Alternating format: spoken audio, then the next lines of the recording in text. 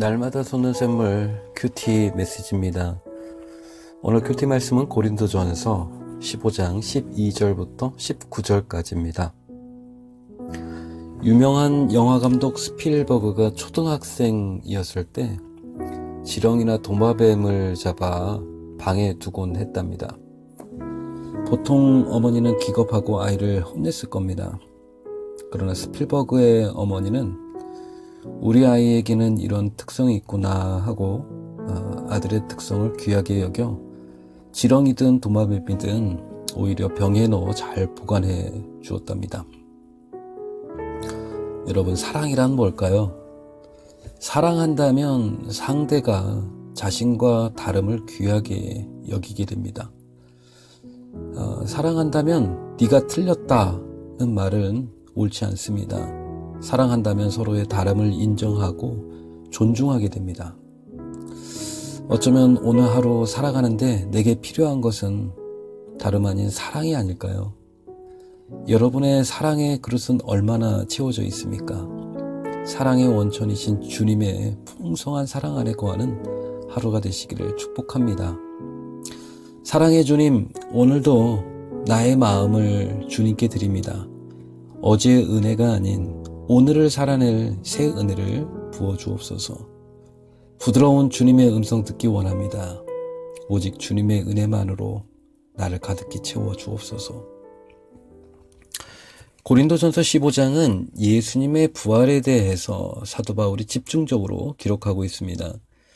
어제 바울은 예수님의 부활은 성경에 기록된 대로 이루어진 하나님의 약속의 성취라고 말했습니다. 또 예수님의 부활을 목격한 여러 증인들을 언급하면서 이를 통해 예수 부활 사건은 실제로 일어난 역사적 사건임을 다시 한번 강조했습니다. 고린도 교회 안에는 안타깝게도 부활에 관한 잘못된 교리를 주장했던 사람들이 있었습니다. 12절에 보니 그들은 죽은 자의 부활이 없다고 주장했습니다. 이에 바울은 말도 안 된다. 그리스도께서 죽은 자 가운데서 다시 살아나셨다 전파되었거늘 어찌하여 죽은 자 가운데 부활이 없다 하느냐. 어찌하여 예수 부활이 있는데 성도들의 부활이 없다 하느냐. 이것은 말도 안 된다. 예수님의 부활은 곧 장차 있을 성도들의 부활을 보여주는 것이다.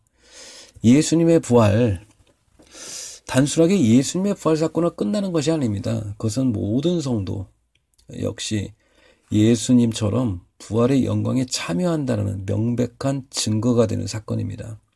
예수 부활은 곧 나의 부활이 된다는 겁니다. 여러분은 부활의 소망, 영생을 가지고 계십니까?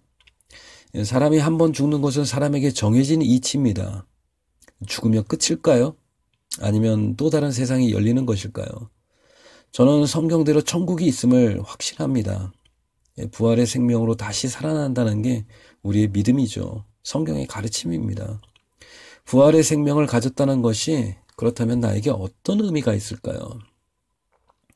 저는 두 가지를 생각했습니다. 첫 번째는 부활의 생명이야말로 하나님이 내게 주신 최고의 선물이라는 것입니다. 내가 소유한 것 중에 가장 값지고 보배로운 것입니다. 세상에는 없는, 영원하고 변함없는, 오직 하나님이 내게 주신 가장 귀한 것이죠. 나는 얼마나 그 부활의 생명의 가치를 깨닫고 이해하며 살아가는 걸까요? 나는 가장 값지고 보배로운 것을 소유한 자다. 나는 가장 거룩하고 영광스러운 것, 나는 천국을 소유한 자다라는 생각을 해봅니다. 나는 은혜를 입은 자입니다. 큰 은혜에 빚진 자입니다. 나의 나 된 것은 하나님의 은혜입니다. 지금까지 살아온 것도 하나님의 은혜입니다. 나는 하나님께 큰 복을 받은 자입니다. 여러분, 적용 질문 드리겠습니다. 여러분이 소유한 것 중에 가장 보배롭고 귀한 것은 무엇입니까? 그것을 주신 분이 하나님이심을 믿습니까? 내게 주신 은혜와 축복을 나누기 위해 내가 오늘 만나야 할 사람은 누구입니까? 부활의 생명을 내가 가졌다라는 것이 나에게 어떤 의미가 있는 것일까? 두 번째는 나는 하나님 나라에 속한 자라는 것입니다. 부활의 생명을 가진 자에게는 이 세상이 전부일 리 없습니다. 눈에 보이는 이 세상보다 보이지 않는 하나님의 나라가 있습니다. 영원한 나라, 결코 쇠하지 않을 나라, 하나님이 다스리는 나라, 하나님 나라가 있고 나는 그 나라에 속한 자라는 것입니다.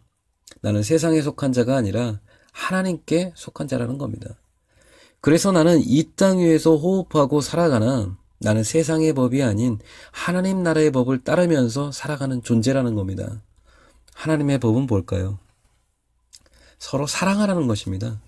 가족을 사랑하고 이웃을 사랑하는 것이죠. 연약한 자를 도와주라는 겁니다. 죽어가는 영혼을 위해서 기도하라는 것이고 주님이 맡겨주신 영혼을 섬기는 것, 그것이 하나님 나라에 속한 자가 따라야 할 삶의 원칙인 것입니다. 적용 질문 드리겠습니다. 나는 세상에 속한 자입니까? 하나님 나라에 속한 자입니까? 그것을 무엇으로 증명할 수 있겠습니까? 나는 오늘 사랑하고 섬기라는 하나님의 명령 앞에 어떻게 실천하시겠습니까? 우리 신앙의 목적은 예수 믿고 천국 가는 것이 아닙니다. 그게 전부가 아니죠. 하나님의 나라를 이 땅에 세워가는 것, 그것이 우리 신앙의 목표가 되는 것이죠.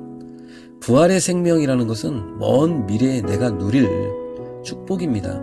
그러나 더 중요한 것은 그 부활의 생명이 오늘 이곳, here and now, 오늘 내 삶의 자리에서 꽃 피우고 열매를 맺는 일인 것입니다. 우리 함께 기도하겠습니다. 주님, 오늘 내 삶의 자리가 하나님의 통치와 다스림이 있는 하나님 나라 되기를 원합니다. 의와 평강과 희락의 땅으로 변화되게 하여 주옵소서. 내 안에 가장 큰 보배를 주신 주님, 그 보배로운 부활의 생명을 나만 누리는 것이 아니라 생명을 전하는 자 되게 하여 주옵소서. 사망의 길을 걷고 있는 영혼들을 위해서 사랑으로 섬기며 또 소망 없이 절망 가운데 있는 자들을 위한 중보자로 하루를 살게 하여 주옵소서. 예수님의 이름으로 기도드립니다. 아멘.